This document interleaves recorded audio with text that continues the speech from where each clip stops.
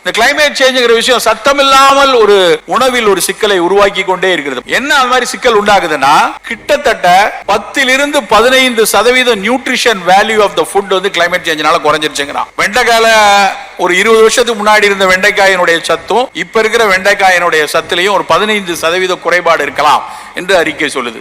சமீபத்தில் ஒரு கேள்விப்பட்டேன், நெல்லினுடைய ஆயுட்காலம் 9 நாள் குறைஞ்சிருக்கு அப்படிங்கிறான். நெல் அந்த மணி வரதுக்கு 9 நாள் குறைவாகவே அது வந்து அந்த நெல் மணிகளை கொடுக்க ஆரம்பிச்சிருச்சு. அதனுடைய சத்துக்கள் அங்கே அதுவும் 12% குறை. இதெல்லாம் வந்து கிளைமேட் சேஞ்சுடைய இம்பாக்ட் அப்படிங்கிறாங்க. சலைனிட்டி கூடுது. கடற்கரை ஓரம் இருக்கக்கூடிய அத்தனை மாவட்டங்களிலும் இருக்கக்கூடிய கீழே இருக்கக்கூடிய மண் நிலத்தினுடைய உப்புத்தன்மை கூடிக்கொண்டே இருக்கிறது. காற்றினுடைய அந்த RH மாறுது. இதெல்லாம் கிளைமேட் சேஞ்சினுடைய பல்வேறு இம்பாக்ட் வந்து அது நேரடியாக விவசாயத்தை மெல்ல மெல்ல மெல்ல பாதிக்க ஆரம்பித்திருக்கிறது என்று உலகம் முழுக்க சொல்லிக் கொண்டிருக்கிறாங்க. 15% சத்து குறைகிறதுனா ஆட்டோமேட்டிக்கா 15% கூடுதலாக உணவை எடுக்க வேண்டிய கட்டாயம், 15% பொருளாதார உயர்வு உணவுக்கு தேவை சாமானியனுக்கு. இப்படியான சிக்கலை தான் நம்ம அப்படியே மெதுவா நகர்ந்து கொண்டிருக்கிறோம்.